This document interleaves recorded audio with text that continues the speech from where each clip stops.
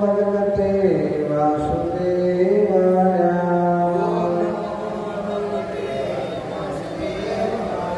नारायणं नमस्कृत्यं नरं चैव नरोत्तमं देवीं सरस्वतीं व्यासं ततो जयमुदीरये। नष्टप्रायेषु अभद्रेषु नित्यं भागवत सेवया भगवते उत्तमा श्लोके भक्तिर्भवद्नष्टिकी।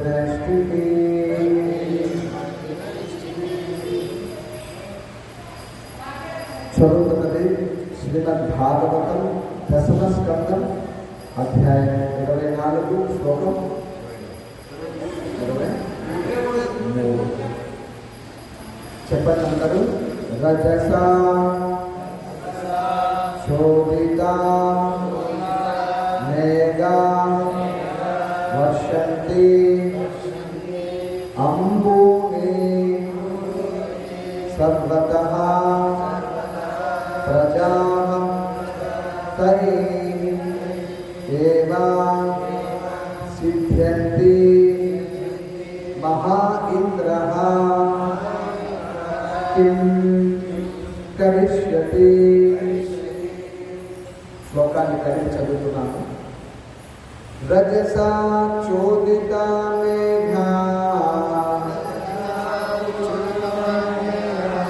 రజసా చోదిత మేఘా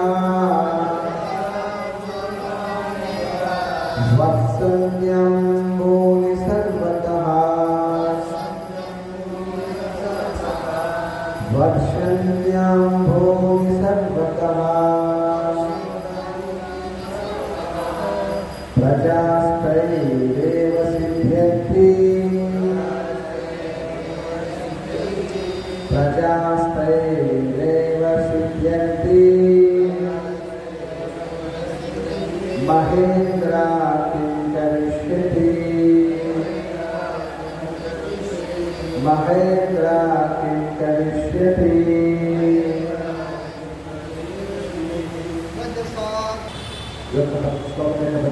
చెప్పండి. రజస రజోగుణముచే చోదిత ప్రేరితములై మేఘ మేఘములు వర్షంతి కురిపించును అంబూని తమ జలమును సర్వతః సర్వత్ర ప్రజా జీవరాశి తై ఆ జలముచే ఏవ కేవలము సిద్ధ్యంతి జీవించును మహా ఇంద్ర మహేంద్రుడు కిం ఏమిటి కరిష్యతి చేయగలుగును. ఈ శ్లోకములకు అర్థము భావము భాష్యము చెప్పినటువంటి హీస్ డివైన్ గ్రేస్ ఏసీ భక్తి వేదాంత స్వామి శిల ప్రభుపానికి. నాతో పాటు చెప్పండి. రజోగుణ ప్రేరితములై మేఘములు సర్వత్ర వర్షమును కురిపించును. ఆ వర్షముచే సకల జీవరాశి జీవించును. ఈ ఏర్పాటులో ఇంద్రుని ప్రమేయం ఏమున్నది? భాష్యం శ్రద్ధగా వినండి. మహేంద్ర కిం కరిష్యతి అని సారాంశపరచుచు శ్రీకృష్ణుడు నాస్తిక సాంఖ్యాతత్వమునే కొనసాగించుచున్నాడు. రజోగుణ ప్రేరితమైన మేఘములచే కురిపించబడిన వర్షమే వాస్తవములకు ఎల్లరి ఆహారమును ఉత్పత్తి చేయుచుండగా మహేంద్రునితో అవసరమేమున్నది? మేఘములు తీయని జలము, అవసరము లేని సముద్రములు, పర్వతములు,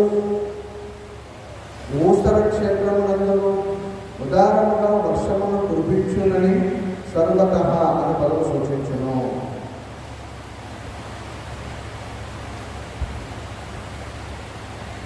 ఓం జ్ఞానతిమిరమితస్య జ్ఞానాంజనశలాకయా చక్షురున్మిలితం యేన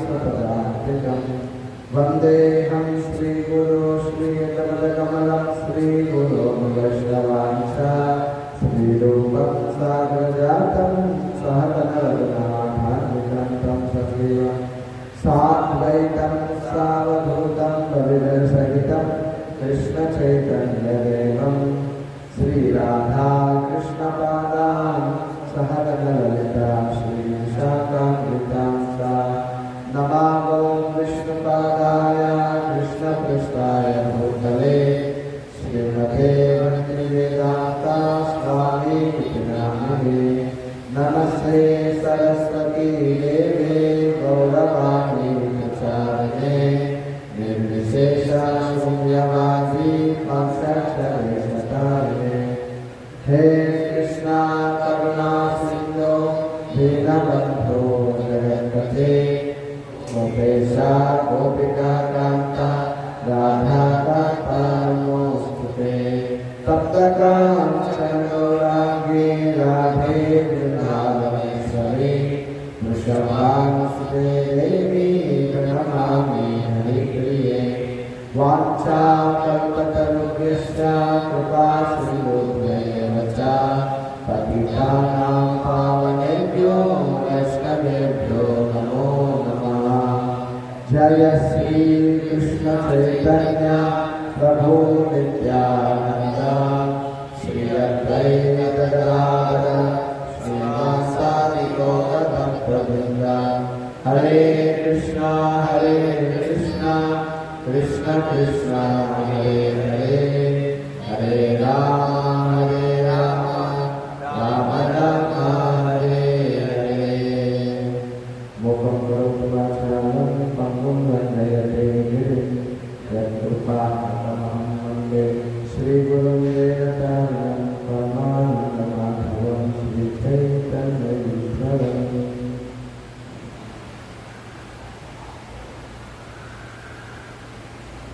रजसा चोदिता मेघा वर्षन्त्यां भूरि सर्वतः प्रजास्तैर्देव सिद्ध्यन्ति महेन्द्राणि करिष्यति।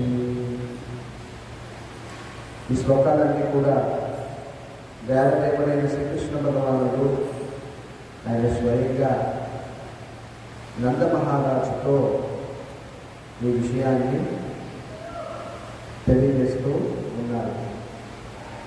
సృష్టి ఏ విధంగా జరుగుతుంది అంటే రజోగుణంలో ఉత్పన్నమవుతుంది. ఈ సత్వ రజస్ తమస్ అనేటువంటి ఈ మూడు గుణాలు ఈ భౌతిక జగత్తులో ఉన్నటువంటి ప్రతి ఒక్క ప్రాణి అయితే కానీ అవి సరీసృపాలైనా మానవులైనా వృక్షజాతైనా అన్ని ప్రాణుల్లోని కూడా ఈ గుణ ప్రభావితం అన్నటువంటిది ఉంటుంది. వాస్తవంగా మనము ఈ గుణాలకి లోబడే ఉంటాం. గుణాతీతుడు ఎవరు అంటే కృష్ణుడు ఒక్కడే. బ్రహ్మాది రుద్రాది దేవతలు కూడా గుణాలకి అతీతమైనటువంటి స్థితిలో లేరు. కేవలం కృష్ణుడు ఒక్కడే గుణాలకి అతీతుడు. అందుకని మనము కృష్ణునికి శరణాగతి పొంది ఆ కృష్ణునికి సేవ చేయడం ద్వారా మనము కూడా మన ప్రభువు వలె గుణాతీతమైనటువంటి స్థితికి వెళ్తాం. అందుకనే కృష్ణుని యొక్క భక్తి శుద్ధ సత్వానికి చెందింది. సత్వగుణం కాదు, శుద్ధ సత్వం.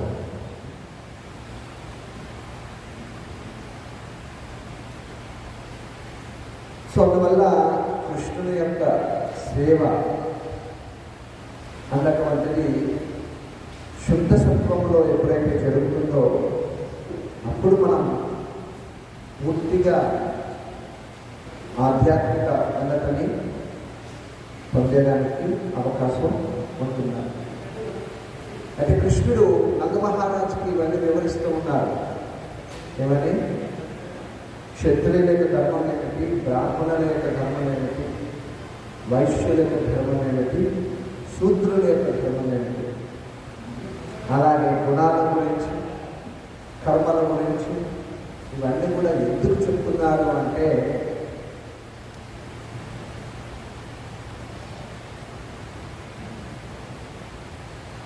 ఈ కర్మ మీమాంస సిద్ధాంతాన్ని బోధించడం ద్వారా పరమసత్యం అన్నటువంటిది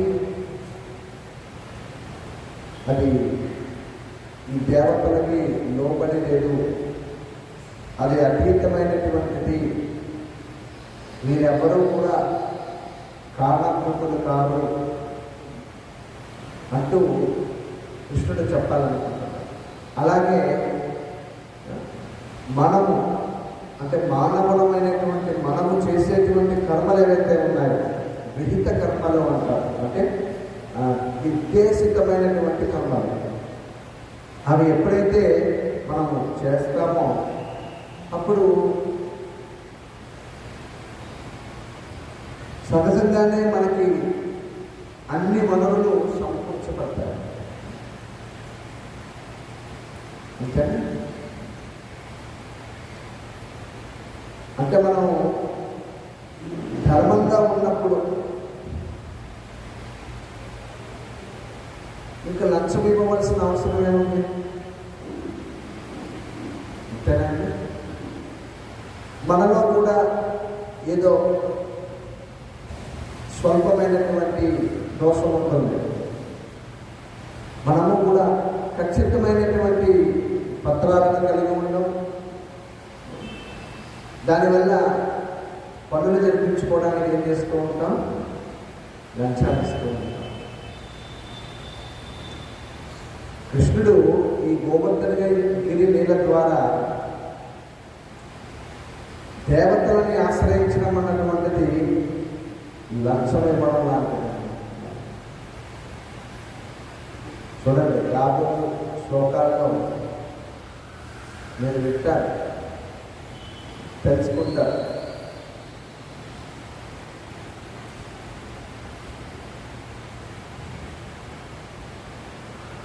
శ్రీ చైతన్య మహాప్రభువుల వారు బాల్యంలో నిమాయి పండితుడిగా చాలా పేరు దాచుకున్నారన్నమాట. ఆయనతో ఎవరు కూడా తర్కించలేదు. చాలా కష్టం. అయితే బెంగాల్కి ఒక వ్యక్తి వచ్చి ప్రతి చోట కూడా ఒక పత్రం రాయించుకొని తాము ఓడిపోయాము అని వెళ్తూ ఉంటాడంట. అతను బెంగాల్కి వచ్చి శ్రీ చైతన్య మహాప్రభువుని కలుస్తాడు. శ్రీ చైతన్య మహాప్రభువుల వారితో అతను వాదించలేడు. చాలా చక్కటి శ్లోకాలని శాస్త్రాల నుంచి వివరిస్తూ అతని యొక్క సందేహాలన్నీ కూడా నివృత్తి చేస్తారు.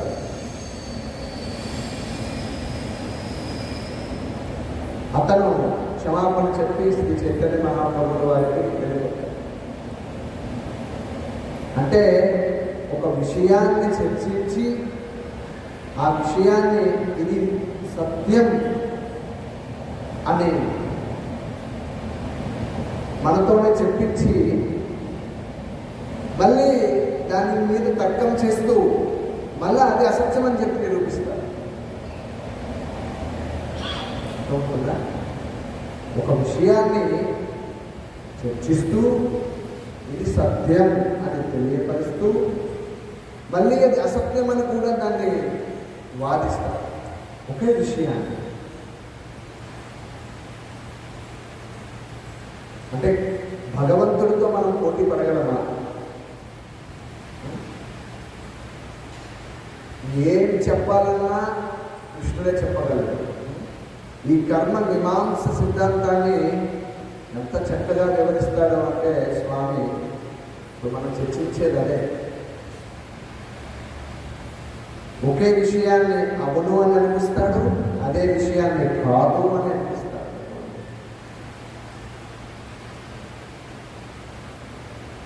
సో ఇక్కడ ఈ విధంగా కృష్ణుడు నందమహారాజుకి చెప్తూ ఉన్నారు. ముఖ్యంగా గోవులైతే కానివ్వండి,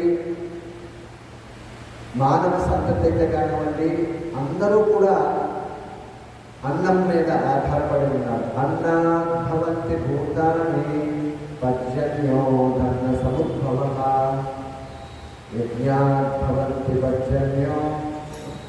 భగవద్గీతలో కృష్ణుడు చెప్తాడు, అన్నాత్ భవంతి భూతాని, మనం అందరం కూడా అన్నం మీద ఆధారపడి ఉన్నాం. మరి ధాన్యం ఏ విధంగా వస్తాయి? ఇంద్రుడు వర్షాలు కురిపించాలి, పంటలు పండాలి,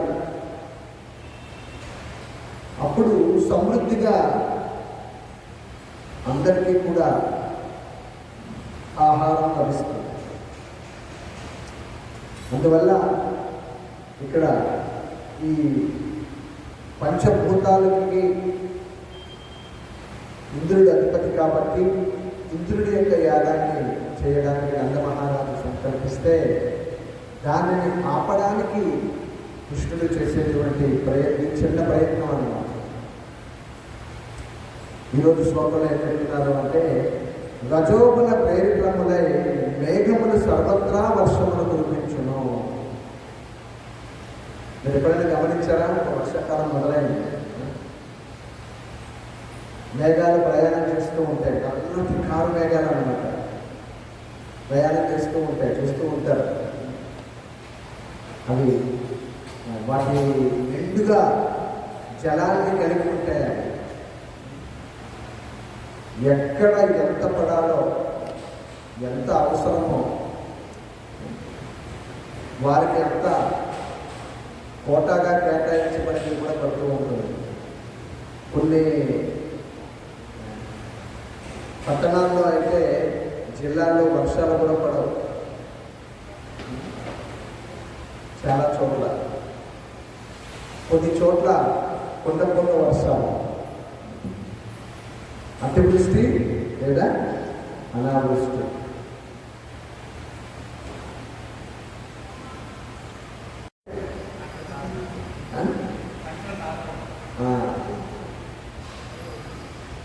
తక్కువైనా పర్లేదు, కొద్దిగా ఏదో నదులు ఉన్నాయి కాబట్టి వాటితో జీవనాధారం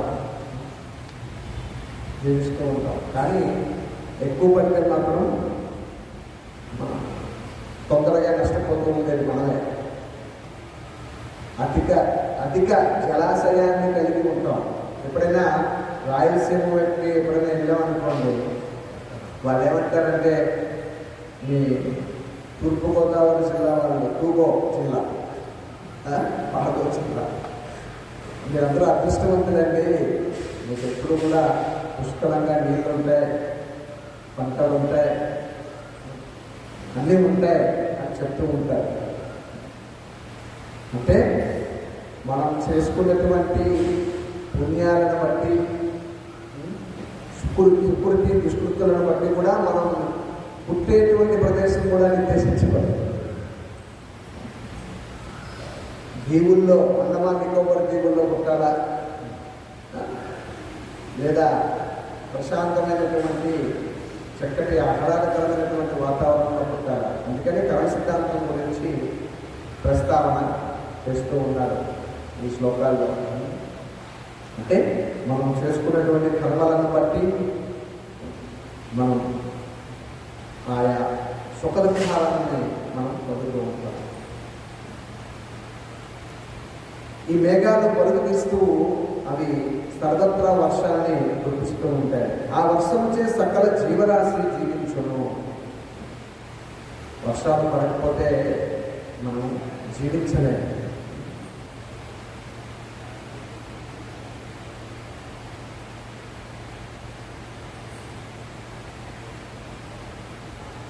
ఈ ఏర్పాటులో ఇంద్రుని ప్రమేయం ఏమున్నది, ఇంద్రుడి యొక్క ప్రమేయం ఏముంది ఇందులో అని భగవంతుడు అంటున్నారన్నమాట. మహేంద్ర కిం కరిష్యతి అని సారాంశపరచుచు శ్రీకృష్ణుడు నాస్తిక సాంఖ్యతత్వమునే కొనసాగించుచున్నాడు. ఇప్పుడు మనం చెప్పుకునేటువంటి రజోగుణ ప్రేరితమైన మేఘములచే కురిపించబడిన వర్షమే వాస్తవములకు వెల్లరి ఆహారమును ఉత్పత్తి చేయుచుండగా మహేంద్రుడితో అవసరమేమున్నది? మేఘములు తీయని జలము, అవసరము లేనన్ని సముద్రములు, పర్వతములు, మూసర క్షేత్రములందును యుగారముగా వర్షమును కురిపించునని సర్వత్రా అని పదం సూచించు. అంటే అవసరం లేని చోట కూడా ఒక్కొక్కసారి వర్షం పడుతూ ఉంటుంది. రాళ్ళ మీద పడుతూ ఉంటుంది, కొండల మీద పడుతూ ఉంటుంది, సముద్రంలో పడుతూ ఉంటుంది. అవును, అందుకనే సర్వత అన్నటువంటి పదం ఏం చెప్తుంది అంటే అంతటా అనే అర్థం అన్నమాట. అవసరం లేనటువంటి చోట కూడా ఆ యొక్క వర్షం అన్నటువంటిది పడుతుంది. అందుకనే మనం ఏం చెప్పుకుంటాము అంటే దుక్కు దున్ని సిద్ధపరిచినటువంటి పొలాల్లో వర్షం పడిందనుకోండి, సారవంతమైనటువంటి నేల చక్కగా మనము దాన్ని సిద్ధం చేసి పెట్టినప్పుడు వర్షం పడిందనుకోండి, విత్తులు వేసుకుంటే విత్తనాలు మనకి పంటలు పడతాయి. అదే భూమిని మనం సారవంతంగా మనం దాన్ని చేయలేదనుకోండి, వర్షం పడినా మనం ఇచ్చేటువంటి ఫలితాన్ని పొందాలి. అలాగే మన హృదయాన్ని మనం సారవంతంగా చేసుకోవాలి. ఏ విధంగా? హరే కృష్ణ హరే కృష్ణ కృష్ణ కృష్ణ హరే హరే హరే రామ రామ రామ హరే. ప్రతినిత్యం మన క్రమం తప్పకుండా హరే కృష్ణ మంత్రాన్ని 16 వలయాలు మంత్రాన్ని క్రమం తప్పకుండా జపిస్తూ మనం ఈ హరే కృష్ణ మంత్రాన్ని జపిస్తున్నాం. చూసారా, ఇది మన హృదయాన్ని ఎప్పటికప్పుడు శుద్ధి చేస్తూ ఉంటున్నాను. అది ఎప్పుడు చేస్తుంది తెలుసా? మంత్రం శ్రవణ కీర్తనములు సక్రమంగా జరిగినప్పుడు. మనసు ఎక్కడో పెట్టి మాల ఎక్కడో దొరుకుతూ ఉంటే ఫలితం లేదు. మనం ఏం చెప్పుకుంటాం? కలికాలే నామరూపే కృష్ణావతారం. భగవంతుడి కలియుగంలో నామరూపంలో ఉన్నాడు. అందువల్ల జపము ప్రాతకాల సమయంలోనే చక్కగా జపిస్తూ శ్రవణ కీర్తనములు చేయాలి. అంతేకాని జపం చేసేటప్పుడు ఆలోచించడం, లేకపోతే వేరే ఇతరమైనటువంటి పనులు చేయడం చేయకూడదు. మనం జపానికి సమయాన్ని కేటాయించాము అంటే ఆ సమయాన్ని జపానికి వినియోగించాలి. మీరు ఆ విధంగా కూర్చుని కూర్చునేటువంటి సమయం 1 గంటన్నర 2 గంటల సమయం జపానికి అని మీ మనసును సిద్ధం చేసుకుని కూర్చోండి. లేకపోతే పొయ్యి మీద పాలు గుర్తొస్తాయి, పిల్లవాడు స్కూల్ గుర్తొస్తుంది, లేకపోతే ఇంకొకటి పనులు సహజం, పనులు ఉంటాయి, లేకుండా ఉండవు. అందుకనే ప్రాతకాలంలో నిద్ర లేచి బ్రహ్మీ ముహూర్తంలో ఎందుకు చేయమంటున్నారు అంటే సాధన ఎవరికి మన అవసరం ఉండదు. మంగళారతి లేవడం, స్వామి దర్శనం చేసుకోవడం, జపాన్ని పూర్తి చేసుకోవడం, ఇది ఎవరైతే అభ్యసిస్తారో వారు సుదీర్ఘకాలం వారి జీవితాంతకాలం కూడా వాళ్ళు కృష్ణ చైతన్యంలో మరింతగా పురోగతి చెందడానికి వారికి అది అనుకూలిస్తుంది. ఉదయం మీరు గమనించండి, జపము చెయ్యలేదు అంటే రోజులో మీకు జపము అవ్వదు, చేయలేరు. ఏదో ఒక పని ఆటంకం మీకు కలుగుతూ ఉంటుంది. అందువల్ల ఆ జప మెడిటేషన్ అంటే తులసి పూజ అయిపోయిన వెంటనే మనం జపాన్ని కూర్చుని, అది కూడా అందరితో కలిసి చేశామనుకోండి, ఏ విధంగా ఉంటుందో తెలుసా? ఉత్సాహం వస్తూ ఉంటుంది. ఒకరిని చూసి ఒకరు భక్తులు ఉత్సాహపడుతూ ఉంటారు. ఉపదేశామృతంలో ఏం నేర్చుకున్నాం మనం? శ్లోకం ఉత్సాహ నిశ్చయ ధైర్య. శిల రూప గోస్వామి చెప్పినటువంటి శ్లోకాల్లో భక్తులు ఒకరికొకరు ఉత్సాహపరుచుకోవాలి. చక్కగా తులసి మంగళాన్ని మధ్యలో పెట్టుకొని, మంగళాన్ని అయిన తర్వాత మాతాజీ సపరేట్గా, ప్రభువు సపరేట్గా చక్కగా కొందరుగా కూర్చుని తులసి మంగళాన్ని మధ్యలో పెట్టుకుని జపం చేసుకోవాలి. మాలలన్నీ పూర్తి చేసుకోవాలి. 16 మాలలు మనం దీక్ష తీసుకున్నందుకు ఖచ్చితంగా తలక్రిందులుగా తపస్సు చేసినా కానీ పూర్తి చేస్తాం. కానీ నిజమైనటువంటి భక్తి మీరు ఎప్పుడు పొందుతారు అంటే 16 కన్నా ఎక్కువ మాలలు మీరు చేస్తూ, అది కూడా ప్రీతితో ఆ భగవంతుడి యొక్క నామాన్ని జపిస్తే అప్పుడు మీకు భగవంతుడి మీద ప్రేమ ఉన్నట్లు. 16 మాలలు జపం చేస్తే కాదండి. ఏదో కొత్త పాయింట్లో ఉంటుందో అని అనిపిస్తుంది. ఇది వాస్తవం. 16 మాలలు ఖచ్చితంగా దీక్ష తీసుకున్నాం కాబట్టి ఏదో విధంగా మాలలు పూర్తి చేస్తూ ఉంటారు కొంతమంది భక్తులు.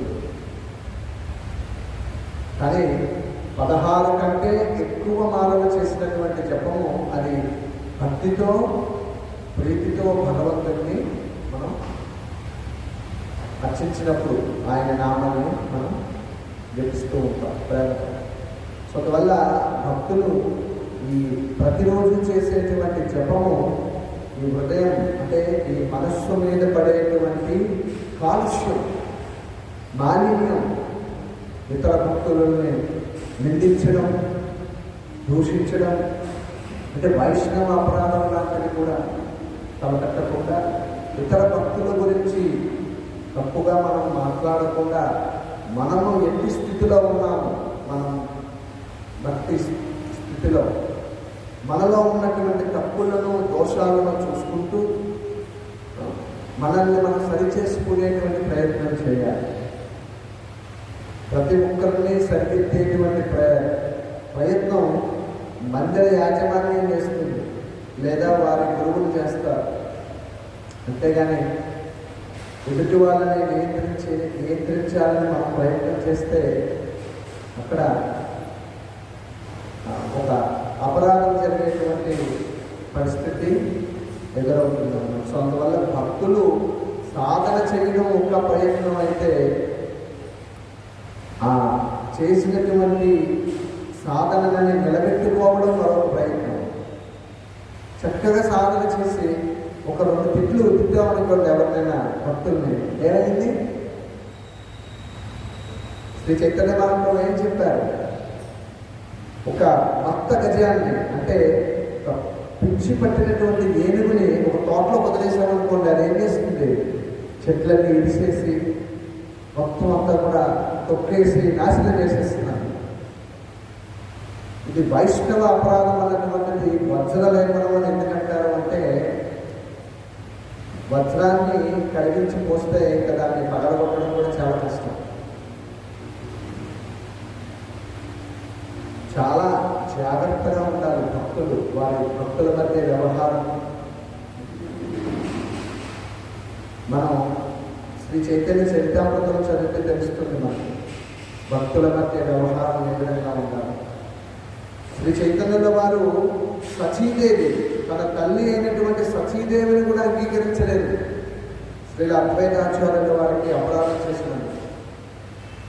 సచీదేవి ఎందుకు చేసింది అంటే, తల్లి ఆమె తల్లి కాబట్టి శ్రీ చైతన్య మహాప్రభుడు వారి యొక్క సోదరుడైనటువంటి విశ్వంబరుడు ముందుగానే గృహాన్ని త్యజించి సన్యసించి ఆయన ఆధ్యాత్మిక దివ్యస్థితిలో ఆయన భగవత్ సేవలో నెలకొని ఉన్నాడు. సో తన సంతతి దూరమైనప్పుడు ఏ తల్లైనా దుఃఖపడుతూ ఉంటుంది. శ్రీ అద్వైత ఆచార్యుల మీద చాలా కోపం ఉంటుంది ఆమె. తర్వాత శ్రీ చైతన్యుల వారు కూడా చాలా చిన్న వయసులోనే సన్యసించడం, ఆయన కూడా ఆమెలో ఆందోళన కలిగిస్తూ ఉంటుంది. సో శ్రీ అద్వైతాచార్యుల పట్ల ఆమె ప్రదర్శించినటువంటి విధానాన్ని శ్రీ చైతన్య మహాప్రభు అపరాధంగా భావించి నీవు శ్రీ అద్వైతాచార్యుల వారికి శరణాగతి పొంది ఆయన క్షమించమన్నాడు అంటారు. అప్పటి వరకు తల్లిని కూడా అంగీకరించాడు శ్రీ చైతన్య మహాప్రభు. అంగీకరించడం అంటే ఆ తప్పుని చూపిస్తారు, మనం వైష్ణవ అపరాధం చేసుకుంటూ ఉంటాం. సో అందువల్ల చాలా జాగ్రత్తగా భక్తుల మధ్య వ్యవహారాలు అన్నటువంటివి. ఎందుకంటే మనం వైష్ణవ ఎటికేట్ అంటే సదాచారం, సత్ప్రవర్తన అన్నటువంటి శిక్షణ కార్యక్రమాలు మనం ఎందుకు పెట్టుకుంటాము అంటే చాలా జాగ్రత్తగా భక్తుల మధ్య వ్యవహరించాలి. లేకపోతే మీరు ఎంత జపము ఎంత సాధన చేసినా కొండకి చిల్లుంటే నీళ్ళన్నీ ఎలా వృద్ధకి పోతూ ఉంటాయో ఆ విధంగా మన భక్తి కూడా మన నుంచి నష్టాన్ని భక్తి నుంచి నష్టాన్ని పొందుతూ ఉంటాం. సో అందువల్ల ఈ యొక్క శ్లోకంలో భగవంతుడు ఏం చెప్తూ ఉన్నారు అంటే ఈ మేఘములు సర్వత్రా వర్షాన్ని వర్షిస్తూ సకల జీవరాశుల్ని పోషిస్తూ ఉంటాయి. సో వైష్ణవుని యొక్క కరుణ కూడా అటువంటిదే. పరదుఃఖ దుఃఖి, ఎవరిని చూసినా వీరికి నేను ఏ విధంగా సహాయపడాలి, భగవత్ ప్రేమను ఏ విధంగా అందించాలి అనేటువంటి ఆలోచన వైష్ణవులకి ఉంటుందన్నమాట. అందువల్ల వైష్ణవుల్ని కల్పవృక్షంతో పోల్చుతూ ఉంటారు. వాంఛ కల్పతరుభ్యశ్చ కృపా సింధుభ్యయేవచ పతితానాం పావనేభ్యో వైష్ణవేభ్యో నమో నమః. గ్రంథరా శ్రీమద్భాగవతం శ్రీ శ్రీరాధా గోపీనాథ్ की, श्री श्री जगन्नाथ बलदेव सुभद्रा माई सुदर्शन की, श्री गोविंद श्रीनिवास की, श्री गौण्यताय की, श्रील प्रभुपाद की, समवेत भक्तवृंद की, गौर प्रेम।